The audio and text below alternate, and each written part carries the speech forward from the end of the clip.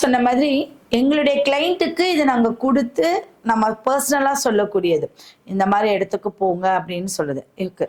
இப்போ எல்லாத்துக்குமே ஒரு ஜாதகம் இருக்கும். எல்லாத்துக்குமே ஒரு ஜாதகம் இருக்கும்.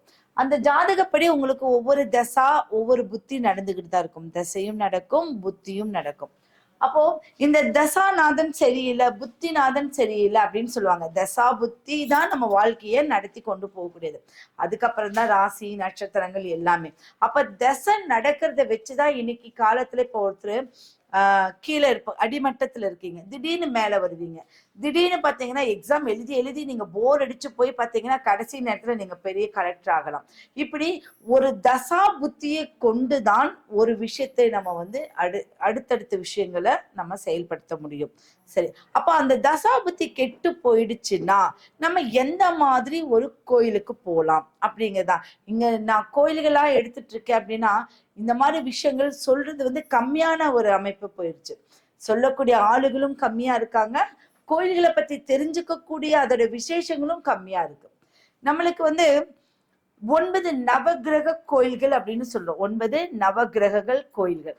அப்ப இந்த நவகிரக கோயில்கள் கும்பகோணத்தை சுற்றி இருக்கக்கூடிய கோயில்கள் தான் நம்ம சொல்லுவோம். நீங்க நார்மலா தெரிஞ்சு வச்சிருப்பீங்க. கும்பகோணத்தை சுற்றி இருக்கக்கூடிய கோயில்கள் தான் நவகிரக கோயில்கள். அதுல திருநள்ளாறு இருக்கு, எல்லாமே நவ சூரியனார் கோயில் எல்லாமே. இப்ப சூரிய தசை நடந்தா சூரியனார் கோயிலுக்கு போங்க, திங்களூர் போங்க. அப்படி ஒவ்வொரு கிரகத்துக்கும் ஒவ்வொரு கோயில்கள் கும்பகோணத்தை சுத்தி இருக்கு. இது நவகிரக கோயில்கள்னு சொல்றோம். நான் எடுத்திருக்கிற கோயில்கள் எப்படின்னா அது இந்த கோயில்களை கோச்சாரப்படி நடக்கக்கூடியது.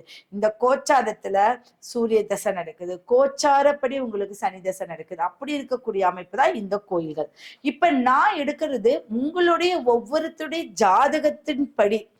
இப்ப நீங்க சூரியன் தசை நடக்குது, சந்திரன் புத்தி நடக்குது, சூரியன் புத்தி நடக்குது, செவ்வாய் புத்தி நடக்குது. புத்தியும் தசாநாதனும், தசையும் புத்தியும், தசையும் புத்தியும்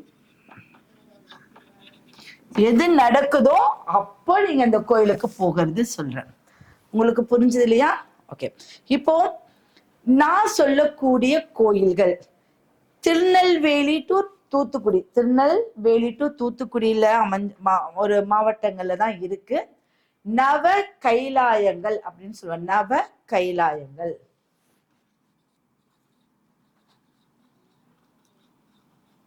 நவ கைலாயம். அப்போ இந்த நவ கைலாயம்னா 9 நம்மளுடைய 9 கிரகங்களுக்கும் 9 அமைப்பு உண்டு. ஓகே. இப்ப இந்த நவ கைலாயங்கள் நான் சொன்ன இந்த கும்பகோணத்தை சுற்றியுள்ள கோயில்கள் கிடையாது. நான் சொல்றது தாமிரபரணி கரைகள். தாமிரபரணி இருக்கு இல்லைங்களா, அந்த தாமிரபரணி கரையில வரிசையா அமைந்திருக்கக்கூடிய கோயில்கள் தான் நவ கைலாயங்கள் அப்படின்னு சொல்றோம்.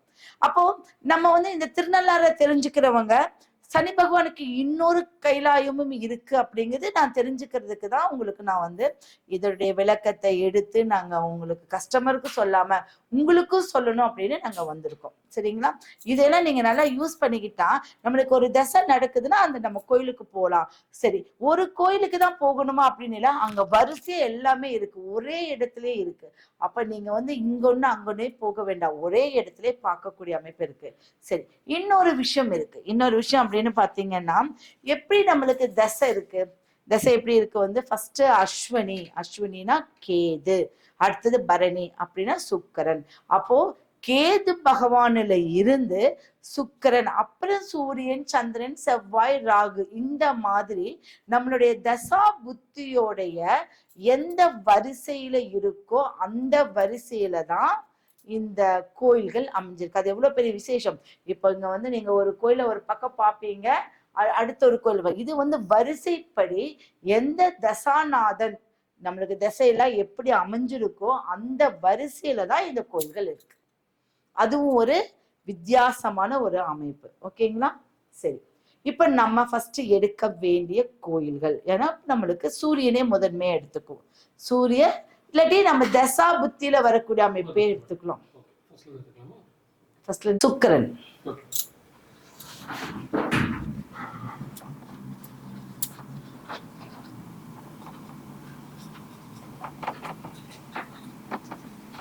சுக்கிர திசையில சுக்கிரனுடைய புத்தி. இப்போ சுக்கிர திசையில சுக்கிரன் புத்தி வரும்போது நம்மளுக்கு ஆடம்பரமான ஒரு வாழ்க்கை வாழணும், ஐயோ எனக்கு கார் வரும் பங்களா வரும்லாம் சொல்லுவாங்க. ஆனா எல்லாமே ஒரு விஷயத்த தெரிஞ்சுக்கோங்க, எந்த தசை வருதோ அந்த தசையோடைய புத்தி உங்களுக்கு வேலை செய்யாது. தன் திசை தன் புத்தியை கெடுக்கும் அப்படிங்கிற ஒரு பழமொழி இருக்கு. அப்ப சுக்கிர தசை வந்திருக்கு அப்படின்னா சுக்கிரனுடைய புத்தி உங்களுக்கு பெரிய லெவல்ல வேலை செய்யாது. அந்த புத்திக்கு அடுத்த புத்தி தான் உங்களுக்கு நல்ல வேலை செய்யுமே ஒழிய சுக்கிர திசையில வரக்கூடிய சுக்கிர புத்தி உங்களுக்கு கொஞ்சம் குறைச்சலை கொடுக்கும். அடுத்தது, இந்த சுக்கிரன் வந்துட்டா காரு பங்களா வீடு வாங்கிடுவோமா அப்படின்னு கேட்டா கிடையவே கிடையாது. இருக்கிற இழக்கக்கூடிய அமைப்பும் கூட நம்மளுக்கு இருக்கு. அப்ப இந்த சுக்கிரன் நல்ல வலிமை, ஏன்னா அவர் தான் ஆடம்பரம் எல்லாமே, உங்களை வசதியா வாழ வைக்கிறது, ஆடம்பரமா வாழ வைக்கிறது, நல்ல சுகபோக வாழ்க்கை அயன சுயனம் எல்லாமே சுக்கிரன் தான். அப்ப அந்த சுக்கிரன் வலிமை இல்லாமல் இருக்கும்போது இருந்தால் நீங்க போக வேண்டிய ஒரு கோயில்னு பாத்தீங்க அப்படின்னா சேத்தமங்கலம்.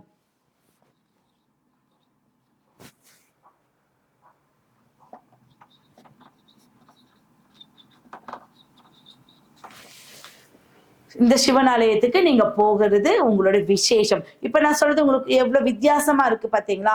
இந்த மாதிரி கோயிலுக்கும் நம்ம போகணும் அப்படிங்கிறது தான் நான் சொல்லக்கூடியது.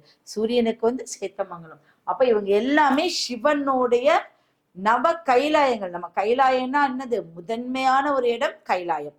அப்போ கீழே இருக்கக்கூடிய நவ கைலாயங்கள் நம்மளுடைய பிரபஞ்சத்திலே இருக்கு, கீழே நம்மளுடைய பூலோகத்திலே இருக்கு அப்படிங்கிறதுதான். அப்ப நம்மளுக்கு நவகிரக தோஷங்கிறதுக்கு ஒரு கோயில் இருக்கு, நவகிரக கோயில். இது நவ கைலாயங்கள் அப்படின்னு சொல்லுவாங்க. ஆற்றங்கரை ஓரத்தில் இருக்கக்கூடியது விசேஷம். ஒரு ஆறு ஓடுற இடத்துல இருக்கு அப்படின்னா நம்மளுக்கு நீர் போல தானே எல்லா பிரச்சனையும் போயிடும். அப்ப அங்க போயிட்டு வரும்போது உங்களுடைய பிரச்சனைகளை நீர் போல் கரையும். பாபத்தை போக்கக்கூடிய பாபநாசத்திலிருந்து வரக்கூடிய ஆடுதான் தாமிரபரணி.